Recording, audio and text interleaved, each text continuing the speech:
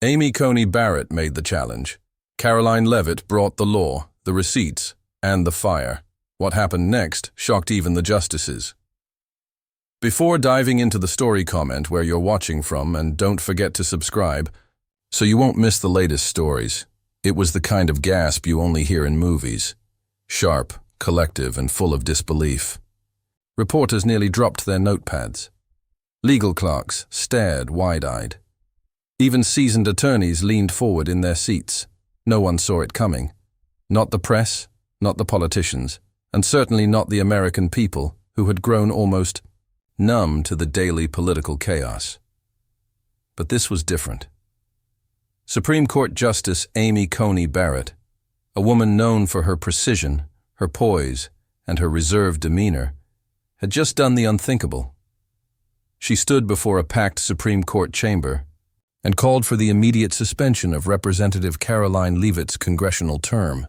Her reasoning? An alleged procedural violation tied to Leavitt's rapid and, to some, suspiciously seamless rise to power.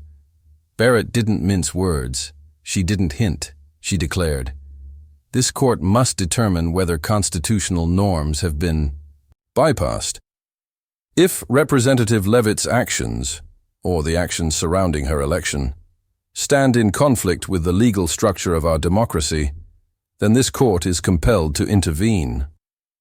Her voice, though calm, carried an unexpected sharpness. It echoed against the polished marble walls and seemed to hang in the air like smoke. You could hear a pin drop. It was more than a legal challenge. It was a political earthquake.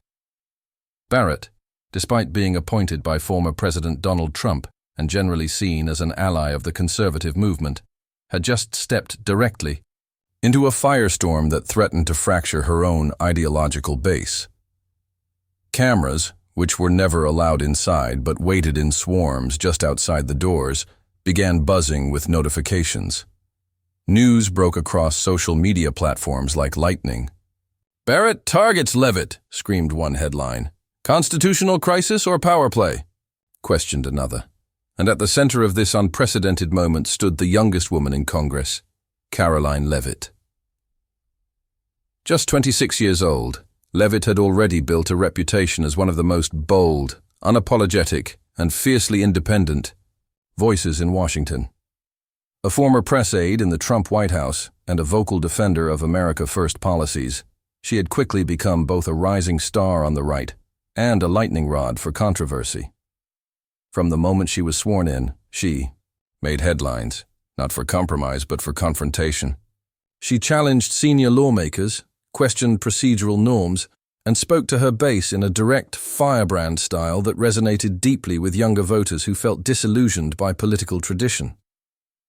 To her supporters, she was a breath of fresh air, a disruptor in a stagnant swamp. To her critics, she was reckless, dangerous, and too young to wield such influence. But whether loved or hated, there was no denying her impact. Leavitt had arrived, and she wasn't leaving quietly. But now, here she was, under direct scrutiny from the highest court in the land, with her legitimacy under fire. Barrett's concerns focused on the certification process that had led to Leavitt's confirmation. Specifically, a last-minute redistricting effort had changed the boundaries of the district she represented. Some claimed that certain steps had been rushed or unclear, suggesting that the paperwork had not gone through the proper legal channels. In most circumstances, this would be a minor procedural hiccup. But this time, with the political temperature already boiling, it was enough to ignite a constitutional debate. Barrett emphasized the need for consistency in law, not convenience. "This is not an attack on Representative Leavitt," she stated, addressing the court. "This is a defense of the process by which any representative earns their seat. If we allow irregularity in one case, we open the door to chaos in others." But to many observers, the move seemed too direct, too sudden, and too personal. Why Leavitt? Why now? Why not let Congress, the very body that had seated her, handle any internal review? And then came the silence. All eyes turned to Leavitt, who sat expressionless at the respondents' table, flanked by her legal counsel. Her hair was tied back neatly, her hands folded in front of her. She wasn't scribbling notes. She wasn't whispering to her lawyer. She just sat there, staring back at Justice Barrett, as if studying her every move, and silently preparing for her own. She knew this moment would define her. Not just her term or her reputation, but her entire political future. Was she going to crumble under the weight of institutional pressure? Was she going to bow out, call it a misunderstanding, and walk away? Not a chance. Karoline Leavitt had faced plenty of critics before. But this was different. This was war. Not of noise and sound bites, but of law, logic, and legacy. And she wasn't just ready. She was waiting. Not this young. Not this fast, and certainly not this powerful. But there she was, standing tall, commanding headlines, shaking the foundations of Capitol Hill, all before most of her peers had even paid off their college loans. Her name was Karoline Leavitt, but across political circles and social media, she was known by a more electrifying title, the Gen Z Firecracker of Congress. The nickname had stuck after one viral moment. Just months into her term, she took the floor of the House and lit into both parties, delivering a searing monologue that tore into what she called the elite hypocrisy that runs Washington like a private club. It was bold, it was raw, it was unfiltered, and it spread like wildfire across TikTok, YouTube, and Twitter. You don't need to be 60 and in a suit for 30 years to recognize a broken system, she had said. You just need to care about the people who pay the price for your politics. The clip amassed millions of views in hours. Commentators on both sides couldn't stop talking. Some rolled their eyes. Others raised their fists in support. But everyone knew her name. That's the thing about Leavitt. She doesn't ask for space. She takes it. Long before stepping onto the congressional floor, she'd already built her brand. A former Trump White House communications aide, she was forged in the fire of one of the most controversial presidencies in history. By her early 20s, she had become a familiar face on conservative news networks, often going toe-to-toe with veteran anchors and analysts, holding her own with startling poise. To her fans, she was the voice of a generation, fierce, fearless, and finally giving Gen Z a presence in a world run by baby boomers. To her critics, she was dangerous, too young, too loud, and too eager to burn bridges she hadn't even crossed yet. But she didn't care. That was her power. When Karoline ran for Congress, the political establishment laughed. They said she lacked the experience, the polish, the pedigree. But she didn't need their approval. She needed votes, and she got them, fast. With a campaign fueled by digital savvy, populist energy, and direct-to-voter messaging, she crushed her competition and became one of the youngest women ever elected to Congress. Her rise, however, was anything but conventional. She skipped the political ladder. No years in state legislature, no family dynasty behind her, just a blunt message, a digital army of supporters, and an attitude that screamed, "I don't play by your rules, I play by the Constitution." Once elected, Leavitt wasted no time making noise. She challenged senior lawmakers, exposed hidden agendas, and demanded roll call votes on issues her own party tried to avoid. She didn't stick to talking points. She spoke from the gut, and it didn't take long for Washington to respond. With panic, she started ruffling feathers, big ones, long-standing committee chairs, party strategists. Even some members of her own caucus began distancing themselves. Whisper campaigns circulated. Some said she was a flash in the pan. Others warned she'd go rogue. But none of them expected Justice Amy Coney Barrett to enter the ring. Barrett, a respected conservative figure and one of the highest legal authorities in the country, shocked the political world when she publicly raised a legal question about the legitimacy of Leavitt's congressional seat. At the heart of Barrett's concern was a bureaucratic but explosive issue: district certification. According to a procedural memo, the district Leavitt represented had undergone last-minute redistricting due to a state-level decision. while the election moved forward, there were claims that certain required certifications hadn't been properly filed before the vote was finalized. Most of the time, such paperwork errors are handled quietly, corrected by local boards or state officials. But in this case, Barrett suggested that the oversight may have been significant enough to warrant legal review, possibly invalidating Leavitt's seat. For many watching, the question wasn't just legal, it was deeply political. Why would Barrett, a fellow conservative, go after Leavitt? Was this truly about constitutional order? Or was something else at play? Some speculated it was about control. Leavitt had become too loud, too fast, a wildfire burning through the GOP's carefully built image. She didn't always toe the party line. And powerful figures, including those in judicial circles, may have wanted to put her in check before she became unstoppable. Others believed it was personal, that behind closed doors, political operatives had flagged Leavitt's rise as a destabilizing force, not because she broke the law, but because she challenged the hierarchy. Was Barrett acting as a defender of the Constitution? Or an enforcer? Of the status quo? Even those close to the case weren't sure. But one thing was certain, Leavitt wasn't backing down. As rumors swirled, as the media lit up, and as the legal drama built to a boiling point, Karoline Leavitt remained unshaken. She didn't give interviews. She didn't release defensive statements. She waited, because she knew something most people didn't. She had the facts. She had the receipts. And when the moment came, she would speak, not to defend herself, but to expose the entire game for what it really was, and the world.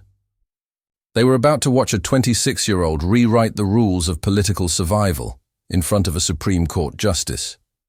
But in Washington, technicalities can move mountains. The basis of the Supreme Court justice's concern was this. The congressional district that Karoline Leavitt represented had undergone redistricting during the same election cycle she ran in.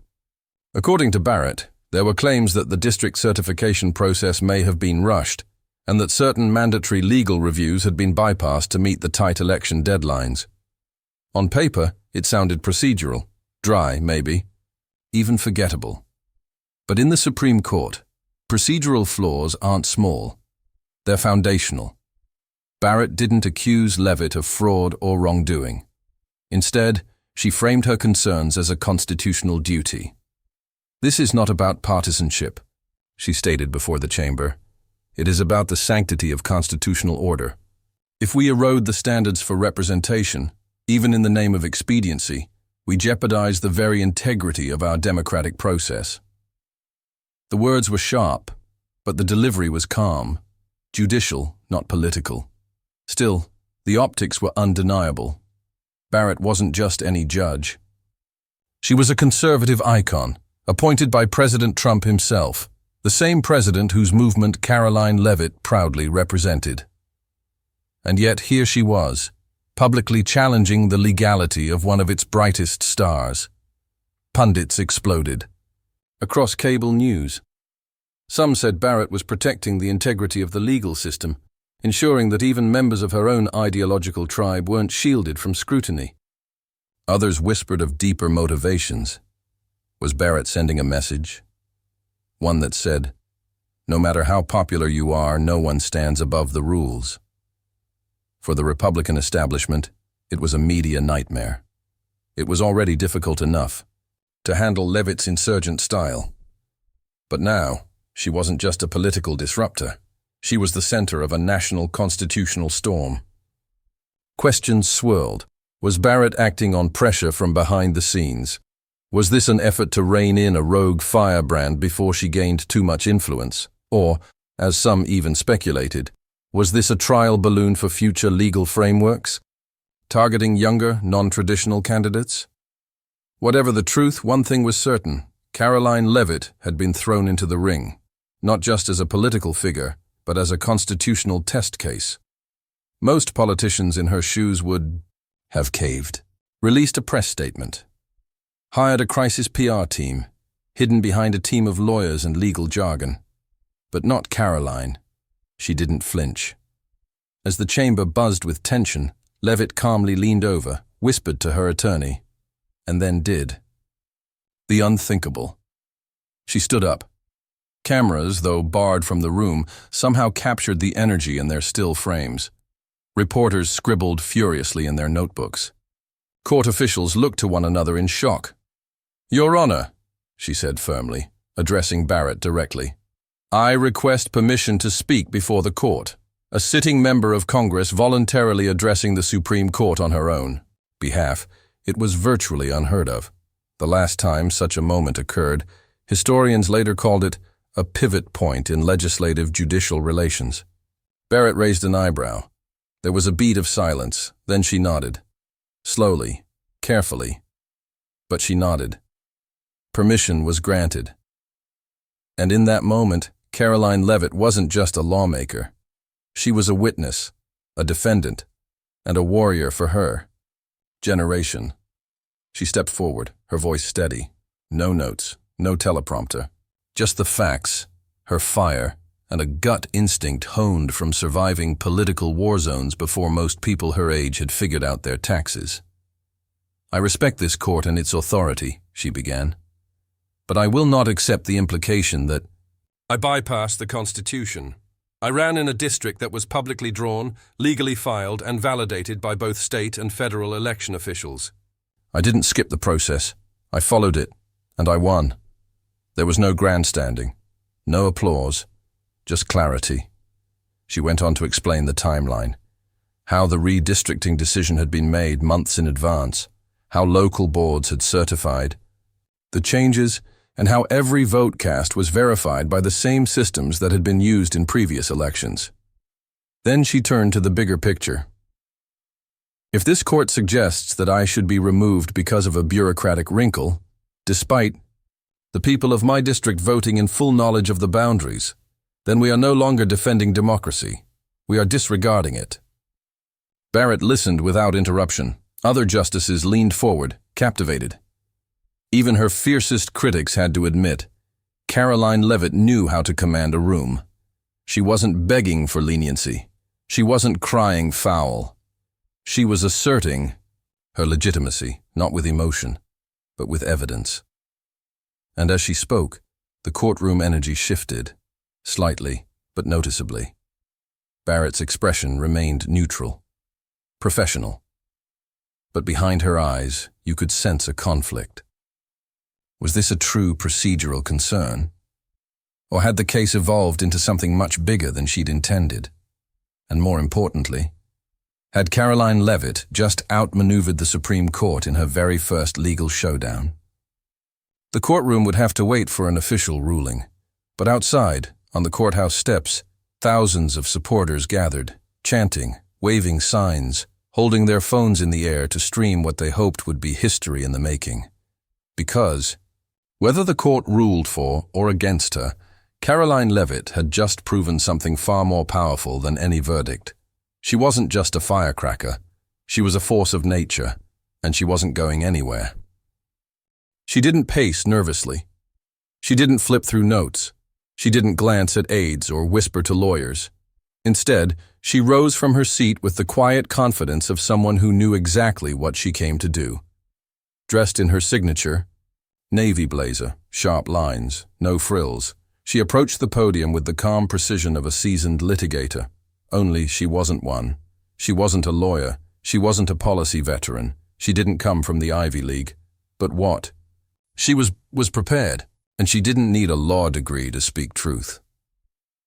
The room fell completely silent. Cameras outside the courthouse continued their endless flashes, but inside, you could hear a pin drop. Karoline Leavitt looked directly at Justice Amy Coney Barrett, not with defiance, but with unflinching determination. She didn't flinch. She didn't blink. And then she spoke. "With all due respect, Justice, the Constitution does not bend for politics. I followed the law. My election was valid, and my constituents sent me here because they're tired of games from both sides of the aisle." Gasps rippled through the room. Even Barrett, stoic and unreadable, seemed momentarily caught off guard. It was a line no one expected, bold, piercing, and impossible to ignore. But Leavitt wasn't finished. She continued, her voice steady but urgent. Never shouting, never wavering. Let's be clear. Every step of my campaign, from redistricting to voter certification, was verified. By both state and federal officials, by bipartisan teams. Even Democrats signed off on the district map. Because this isn't a partisan issue. It's a bureaucratic one. And it was handled, completely, legally, and openly. As she spoke, she reached into a folder. No theatrics, just documents, paperwork and proof. She laid out a clear timeline of the redistricting process, pointed to state statutes that mandated certification deadlines, highlighted where each requirement had been met, and when. Then, without missing a beat, she cited case law. In Arizona State Legislature versus Arizona Independent Redistricting Commission, this court affirmed the power of independent commissions to certify redistricting maps. In Shelby County versus Holder, you acknowledged the limits of federal oversight in state-run electoral processes. And in Bush versus Gore, this court made clear that election certification must reflect the process outlined by the state, not revised midstream. Justice Barrett listened. So did every other justice. So did every person in the room. Because Karoline Leavitt wasn't defending herself. She was educating the bench. She didn't posture. She didn't lecture. She walked them through facts, law, precedent, and reality. And every word she said felt bigger than just her case. It felt like a declaration. The people of my district were not confused. They voted, in record numbers. They weren't misled. They weren't silenced. They saw a candidate who told the truth, and they sent me here to fight for them. And I will not be dismissed because I don't fit the mold of what a lawmaker is supposed to be. That last line, it hit like a lightning bolt. Everyone in the courtroom froze. Even reporters scribbling notes paused to lift their heads. She wasn't just making a legal argument. She was standing as a symbol of disruption, of youth, of the next generation, pushing into spaces where they were never meant to go, and doing it by the rules. She paused for just a moment, a breath, not for dramatic effect, but for clarity. Then she delivered the line that would be played on every screen in America that night. I did not come to Congress to play pretend. I came to represent the people who are too often ignored. And I will not be dismissed because I don't fit the mold of what a lawmaker is supposed to be.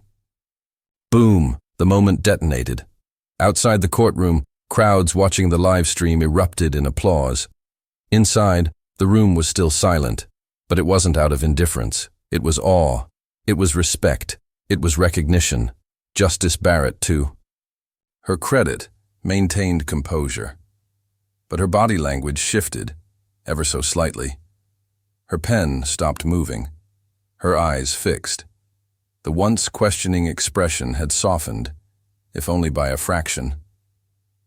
Leavitt stepped back from the podium and returned to her seat, calm, controlled, commanding. The courtroom, still recovering, buzzed with whispers. The reporters filed out in a rush, eager to publish what they had just witnessed. The headlines practically wrote themselves. Karoline Leavitt educates the Supreme Court. Leavitt's mic drop moment leaves Barrett speechless. A star is solidified. Gen Z's voice just echoed through the highest court. Political strategists scrambled. Social media exploded. Clips went viral. Hashtags surged. And yet, in the middle of it all, Leavitt remained silent. She wasn't tweeting. She wasn't posting sound bites. She didn't need to.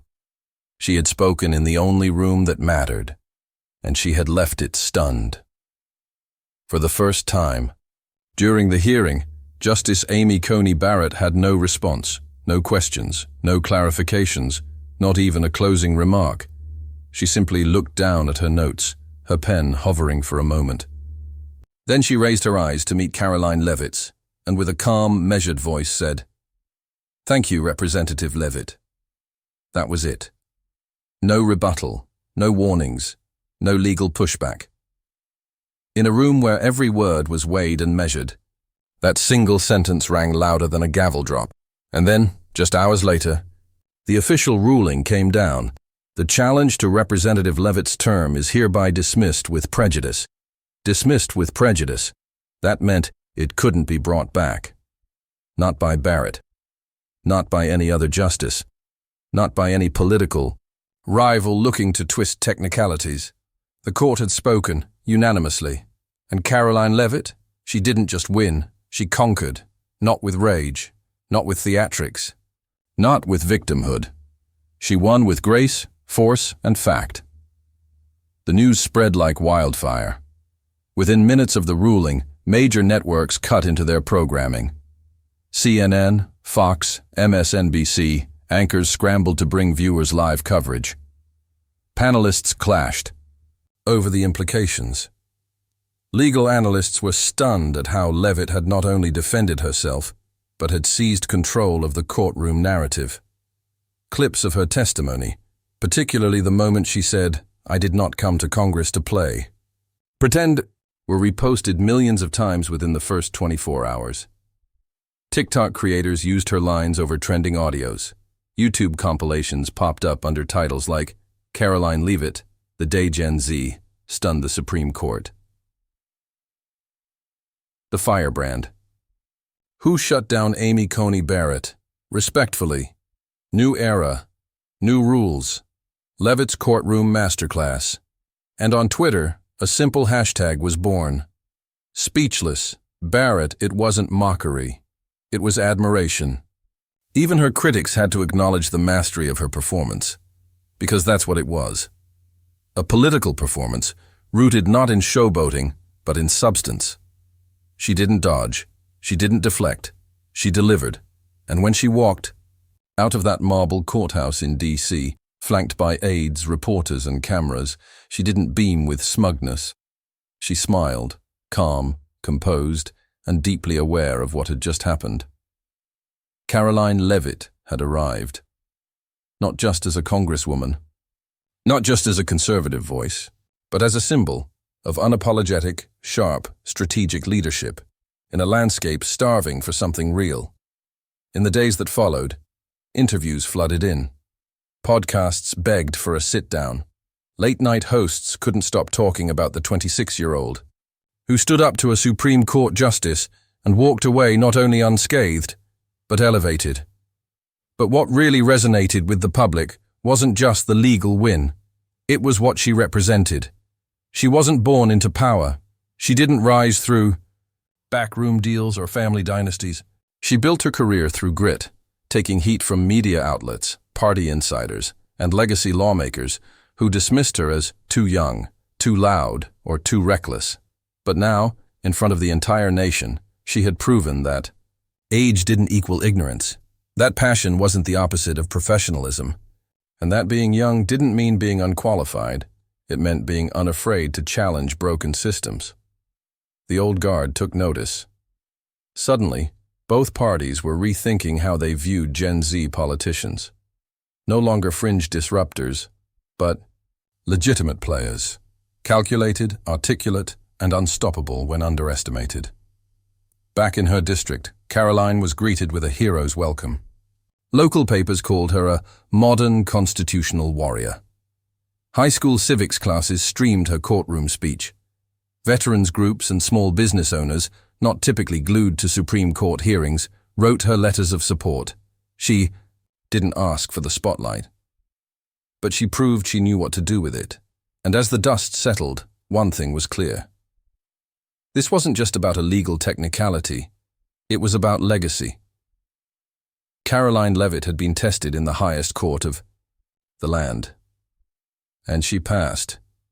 Not just by winning, but by rewriting what winning looked like. No cheap shots, no partisan tantrums. Just the truth. Presented so clearly that even a Supreme Court justice had to pause. And as the headlines faded and the country moved on to the next political crisis, a quiet understanding remained. They tried to silence her. Instead, they handed her a microphone. In a world of power plays and political drama, One young lawmaker reminded us that truth, when spoken clearly, doesn't care about age or status. Karoline Leavitt didn't just defend her seat. She defended her generation's voice.